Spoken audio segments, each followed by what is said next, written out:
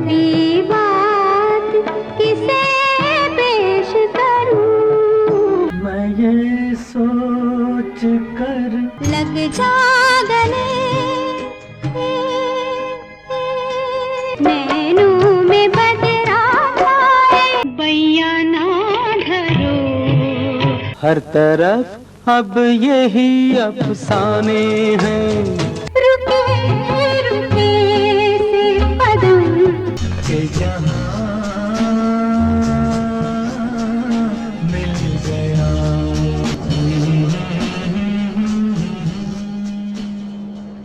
Film किस्से bye Rakesh में आपका स्वागत है। आज संगीतकार मदन मोहन से जुड़ी कुछ ऐसी बातें आपको बताएंगे जो बहुत कम लोग जानते हैं। मदन मोहन और एस.डी. बर्मन से जुड़ी बात, मदन मोहन और आर.डी. बर्मन से जुड़ी बात, मदन मोहन और लक्ष्मीकांत से जुड़ी बात, मेहंदी हसन ने मदन मोहन के बारे में क्या कहा, और भी बहुत सी इंटरेस्टिंग बातें आपके साथ शेयर करेंगे। मदन मोहन का जन्म 25 जून 1924 को बगदाद में हुआ था। मदन जी के फिल्मी सफर पर ऑलरेडी एक एपिसोड इस चैनल पर है, उसमें बहुत कुछ डिटेल में बताया है। उसका लिंक आई बटन में है, डिस्क्रिप्शन में भी है, आप वहां से वो एपिसोड देख सकते हैं। आज के एपिसोड में कुछ और बातें आपके साथ शेयर करेंगे। मदन जी का म्यूजिक कितना शानदार है, अमर है, सदाबहार है, सब जानते हैं। अजीब बात ये रही कि ऐसा बहुत कम हुआ कि उनके म्यूजिक से सजी फिल्में बहुत बड़ी हिट हुईं। सो कॉल्ड बड़ी फिल्मों में, बड़े स्टार्स की फिल्मों में मदन जी का म्यूजिक बहुत कम रहा। 1950 का दशक शुरू होते ही 3 बड़े स्टार्स जनता के सामने थे,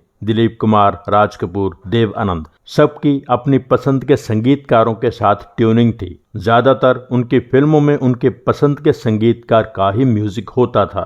राज कपूर, शंकर जयकिशन, दिलीप कुमार, नौशाद, देव आनंद, एस.डी. बर्मन। मदन मोहन की किसी एक बड़े स्टार के साथ ऐसी ट्यूनिंग नहीं बन पाई कि उसके पक्के संगीतकार बन पाते। शायद ये अच्छा भी रहा।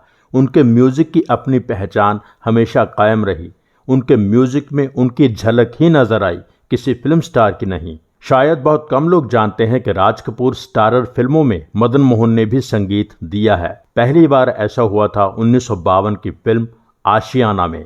स्टार कास्ट राज कपूर, नरगिस, निर्माता B.S. सब्रवाल, निर्देशक B. त्रिलोचन, म्यूजिक मदन मोहन। फिर 1953 की फिल्म थी धुन, राज कपूर, नरगिस, निर्माता सिल्वर फिल्म्स, निर्देशक M. कुमार, संगीतकार मदन मोहन। पर इन फिल्मों ने, इनके म्यूजिक ने ज्यादा इम्पैक्ट नहीं छोड़ा, तो राज कपूर और मदन मोहन का कॉम्बिनेशन आगे देखने को नहीं मिल पाया। 1950 के दशक में ऐसा मौका भी बना कि दिलीप कुमार की फिल्म में मदन मोहन संगीतकार होंगे। दिलीप कुमार के बड़े भाई अयूब खान की लिखी एक कहानी थी, निर्माता भी वही थे। ये कहानी कोयला खदानों में काम करने वालों की जिंदगी पर आधारित थी। फिल्म का नाम था काला आदमी। निर्देशक थे रमेश सहगल, संगीतकार मदन मोहन। अयूब के इंतकाल की वजह से ये फिल्म बन नहीं पाई, पर यह फिल्म पाकिस्तान में बनी। इस पर अलग से आपको पूरी बात बताएंगे। एक और फिल्म थी बैंक मैनेजर, दिलीप कुमार, मीना कुमारी, निर्माता निर्देशक R.C. तलवार, संगीतकार मदन मोहन। ये भी बन नहीं पाई। उसके बाद कभी ऐसा मौका नहीं आया कि दिलीप कुमार की फिल्म में मदन मोहन का संगीत होता। देव आनंद के साथ मदन मोहन का कॉम्बिनेशन 3 बार बना। 1956 की फिल्म थी पॉकेट मार, देव आनंद, गीता बाली, निर्माता प्रेम सेठी, निर्देशक H.S. रेवेल, म्यूजिक मदन मोहन। शराबी, देव आनंद, मधुबाला। फिल्म 1958 में रिलीज होनी थी, पर मधुबाला की खराब सेहत की वजह से डिले हो गई और 1964 में रिलीज हुई। इसका गाना कभी ना कभी, कहीं ना कहीं, कोई ना कोई तो आएगा आज तक पॉपुलर है। मदन मोहन जी इस गाने से बहुत अटैच्ड महसूस करते थे। उनके बेटे ने बताया था कि इस गाने से उन्हें ऐसी फीलिंग आती थी कि मेरी कदर करने वाला कोई ना कोई तो आएगा। तीसरी बार देव साहब और मदन जी का मेल देखने को मिला 1977 की फिल्म थी, जो मदन जी के इंतकाल के बाद रिलीज हुई थी, साहिब बहादुर। निर्माता निर्देशक चेतन आनंद। मदन मोहन के सबसे खास फिल्म मेकर रहे चेतन आनंद, जिन्होंने 1964 की हकीकत से लेकर जब तक मदन मोहन जीवित रहे उन्हीं का म्यूजिक लिया।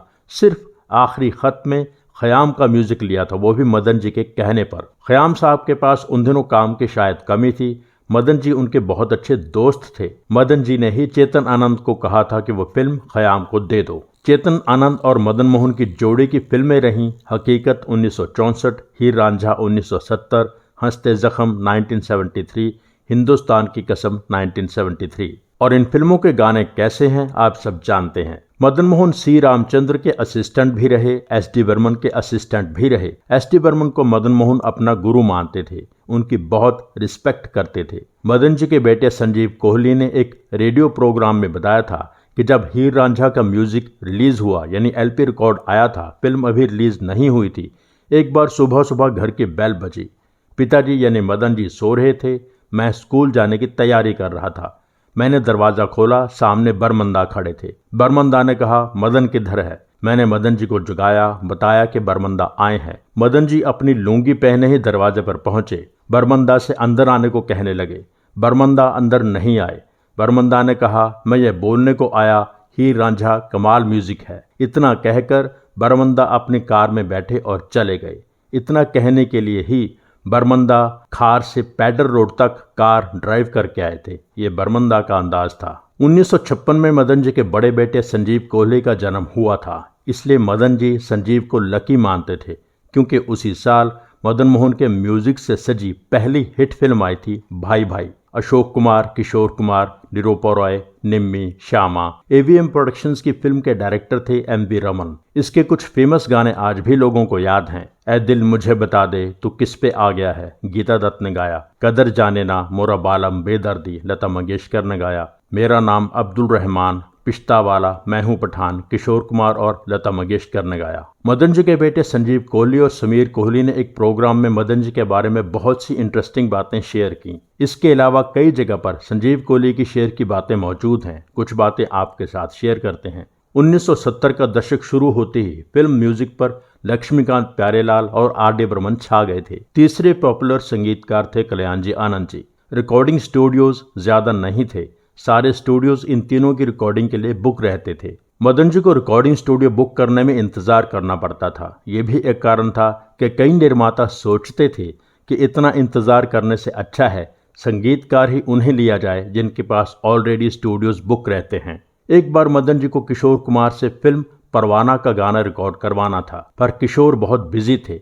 फिर एक समय फाइनल कर लिया गया, पर किशोर कुमार रिकॉर्डिंग पर नहीं पहुंच पाए। पता चला वो किसी और स्टूडियो में आर.डी. बर्मन की रिकॉर्डिंग कर रहे हैं। मदन जी वहां पहुंच गए और प्यार से आर.डी. बर्मन को डांटा कि किशोर ने मेरा गाना गाना था, तुम यहां से उसे फ्री नहीं कर रहे। आर.डी. बर्मन ने कहा कि मुझे इस बारे में कुछ मालूम ही नहीं था कि किशोर को आपकी रिकॉर्डिंग में जाना है। आर.डी. बर्मन ने अपनी रिकॉर्डिंग रोक दी और किशोर दा से कहा कि पहले मदन जी की रिकॉर्डिंग करके आओ, हमारा गाना फिर कभी रिकॉर्ड हो जाएगा।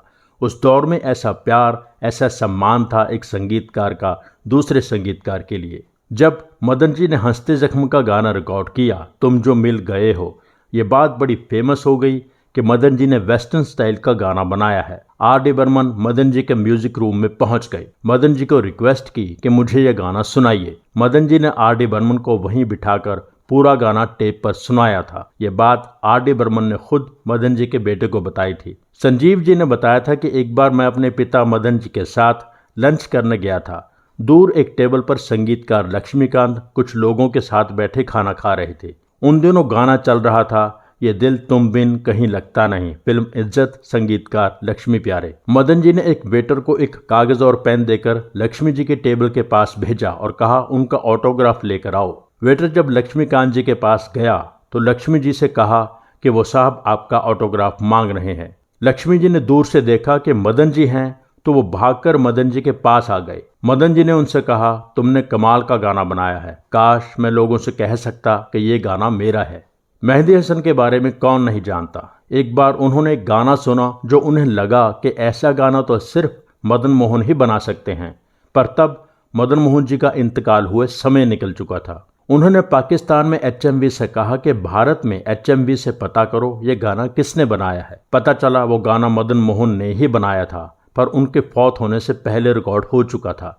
गाना था रुके रुके से कदम, रुक के बार बार चले। फिल्म थी मौसम, जो 1975 में आई थी मदन जी के गुजर जाने के बाद। ये किस्सा मेहंदी हसन साहब ने संजीव कोहली को बताया था जब संजीव उनसे मिलने पाकिस्तान गए थे। मेहंदी हसन ने संजीव से कहा कि आपके वालिद साहब शायरी को समझकर गाना कंपोज करते थे। इस गाने की कंपोजिशन में भी रुकने का अंदाज दिया है, रुके रुके से कदम, रुक के बार बार चले। ये कमाल था मदन जी का। 1970 की फिल्म दस्तक के लिए मदन जी को नेशनल अवार्ड मिला था। तब तक मदन जी ऊब चुके थे, इरिटेट हो चुके थे।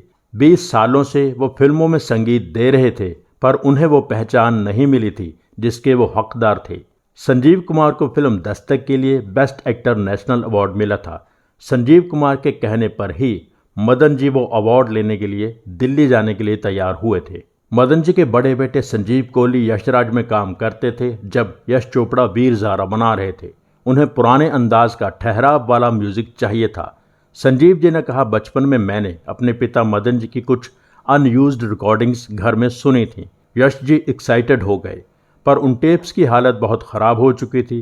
फिर यश जी के कहने पर संजीव कोहली ने उन टेप्स को सुनकर उनमें से कुछ धुनों को डमी रिकॉर्ड किया। फिर उनमें से कुछ चुनकर वीर ज़ारा के गाने बनाए गए। एक टेप में दिल ढूंढता है जो मौसम का गाना था, उसकी 7-8 तर्जें थीं। एक तर्ज ऐसी थी जो बहुत अलग से अट्रैक्ट करती थी। उस धुन पर वीर ज़ारा का गाना बनाया गया, तेरे लिए हम हैं जिए। मदन जी का खुद का सबसे पसंदीदा गीत था आपके पहलू में आकर रो दिए, फिल्म मेरा साया। मदन जी को ड्रिंक्स का बहुत शौक था। अपने दोस्तों की महफिल में वो शराबी फिल्म का गाना भी अक्सर सुनाते थे, सावन के महीने में एक आग सी सीने में।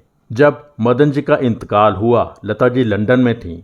उन्हें 1-2 दिन बाद पता चला कि इंडिया में किसी संगीतकार की मौत हो गई है। लता जी बेचैन हो गईं क्योंकि वो सब संगीतकारों को जानती थीं।